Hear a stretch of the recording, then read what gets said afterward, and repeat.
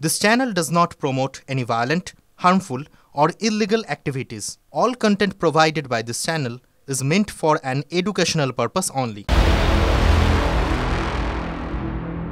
বাংলাদেশকে ক্রমশই গ্রাস করছে কট্টরপন্থীরা। প্রতিদিনই সেই হাঁ বড় হচ্ছে। এরপর কি গৃহযুদ্ধই কি ভবিতব্য? আমরা রোজ আপনাদের বলছি বাংলাদেশে গৃহযুদ্ধ শুরু হয়ে যাচ্ছে। এবার তার টাটকা উদাহরণ মিলতেও শুরু করে দিয়েছে। আর গাড্ডায় পড়ছেন ইউনূস। বাংলাদেশের টঙ্গীতে রক্তক্ষয়ী সংঘর্ষ, দুই মৌলবাদী গোষ্ঠীর মারামারি, হামলা, পাল্টা হামলায় নিহত 4, 100-র বেশি আহত। রক্তস্নান চলছে যেন। কট্টরপন্থী নেতাই সন্ত্রাসবাদী হামলার অভিযোগ করছেন। রাতের অন্ধকারে অতর্কিতে সন্ত্রাসীরা আক্রমণ চালিয়ে তবলিগ ঘুমন্ত এবং সেখানে দায়িত্বরত আমাদের যে সকল তবলিগের সাথী ভাইয়েরা ছিলেন তাদেরকে হত্যা করেছে। সার্জিস আলম এবং হাসনাত আবদুল্লাহ সহ তারা ছিল। যখন হামলার সংবাদ আসে তখন তারা তাদেরকে বারবার যোগাযোগ করার চেষ্টা করেছে। তখন সার্জিস আলম এবং হাসনাত আবদুল্লাহর ফোন তারা কেউ রিসিভ করেনি। কাদের বিরুদ্ধে অভিযোগ করলেন মৌলবাদী নেতা?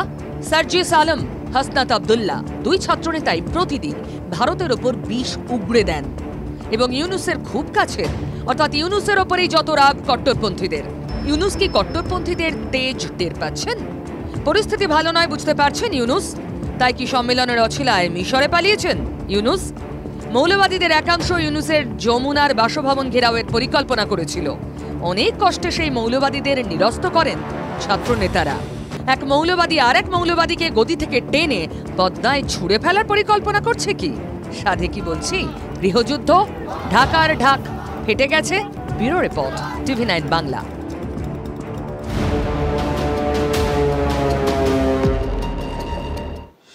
দেখুন, বাংলাদেশের পরিস্থিতি ঠিক এমনই তৈরি হচ্ছে যে মনে হচ্ছে যে ক্রমেই কি জঙ্গি তৈরি করার কারখানাতে পরিণত হচ্ছে গোটা বাংলাদেশ। শিউরে ওঠার মতো ছবি এলো যশোর থেকে। প্রকাশ্যে জিহাদের ডাক যশোরের রামনগর থেকে। ফেসবুকে সেই ভিডিও পোস্ট তসলিমা নাসরিনের যশোর জামিয়া ইসলামিয়া বাংলাদেশের একটি শিক্ষা প্রতিষ্ঠানে। 17 ডিসেম্বর তাদের একটি অনুষ্ঠানে প্রকাশ্যে জিহাদের পক্ষে সওয়াল সন্ত্রাসবাদীদের। সভায় অস্ত্র হাতে জিহাদের ডাক সন্ত্রাসবাদীদের। জিহাদের নাম লেখানোর ডাক। বাংলাদেশের তরুণ প্রজন্মকে ইউনূসের নেতৃত্বে ভয়ঙ্কর পথে চলেছে বাংলাদেশ। যদিও চাপে পড়ে যশোর জামিয়া ইসলামিয়া দাবি করছে যে তারা সাংস্কৃতিক অনুষ্ঠানের আয়োজন করেছিল। অস্ত্রগুলো নাকি আসল নয়, সোলার তৈরি। ভুল ব্যাখ্যা করা হচ্ছে দাবি জামিয়া ইসলামিয়ার। ছাত্ররা বাৎসরিক একটা সাংস্কৃতিক অনুষ্ঠান করে, যেটা বিনোদনমূলক। একজন ছেলে বক্তব্য দিয়েছে, আর আরবিতে বক্তব্য দেওয়ার পাশে দুটা ছেলে দাঁড়িয়ে আছে। অস্ত্র আকৃতির একটা নিয়ে শোলা দিয়ে তৈরি করা, কস্টেপ দিয়ে পেঁচানো, এরকম একটা সাদৃশ্যের বস্তু নিয়ে তারা দাঁড়ায় আছে। অন্যায়ের বিরুদ্ধে রুখে দাঁড়ানোর জন্য কীভাবে রুখে দাঁড়াতে হবে সেটা তারা দেখানোর জন্য আসলে এরকম একটা বক্তব্য এবং একটা অনুষ্ঠান তারা তৈরি করছে। কাজেই আপনারা এই জিনিসটা নিয়ে বিভ্রান্ত হবেন না। নজর রাখবো পরের খবরে। ভারত বিরোধী সংগঠনের নেতা সাজা কমালো বাংলাদেশের আদালত। বিচ্ছিন্নতাবাদী সংগঠন আলফার কমান্ডার পরেশ বড়ুয়ার মৃত্যুদণ্ড মকুব বাংলাদেশের আদালতের। তার সাজা কমিয়ে যাবজ্জীবন কারাদণ্ডের নির্দেশ দেওয়া হয়েছে। 2004-এ খালেদা জিয়া সরকারের আমলে চট্টগ্রামে 10 ট্রাক অস্ত্র চোরাচালানের অভিযোগ ওঠে। সেই মামলায় উলফা প্রধানের মৃত্যুদণ্ডের সাজা হয়। সেই সাজা মকুব করল আদালত। বাংলাদেশের এক প্রাক্তন মন্ত্রী সহ 6 জনকে এই মামলায় বেকসুর খালাসা করল বাংলাদেশ হাইকোর্ট। এই নিয়ে আমরা কথা বলেছিলাম আন্তর্জাতিক সম্পর্ক বিশেষজ্ঞ রাজাগোপাল ধর চক্রবর্তীর সঙ্গে। কি জানিয়েছেন তিনি, শোনাবো। যে বিচার ব্যবস্থায় উনি একবার ফাঁসি দণ্ডে দণ্ডিত হয়েছেন, আবার তাকে সাজা কমানো হচ্ছে। এখন পড়া হলো ফাঁসি থেকে যাবজ্জীবন। এবারে কিছুদিন পরে শুনবো তাকে হয়তো ছেড়েও দেওয়া হলো। যাই হোক, মানে বোঝাই যাচ্ছে এইসব কাণ্ড কারখানাগুলো করা হচ্ছে ভারতকে উত্তক্ত করা, যে ভারতের যারা আতঙ্কবাদী বাংলাদেশের কাছে তারা অত্যন্ত শ্রদ্ধার পাত্র, এই বার্তাটা দেওয়ার চেষ্টা চলছে।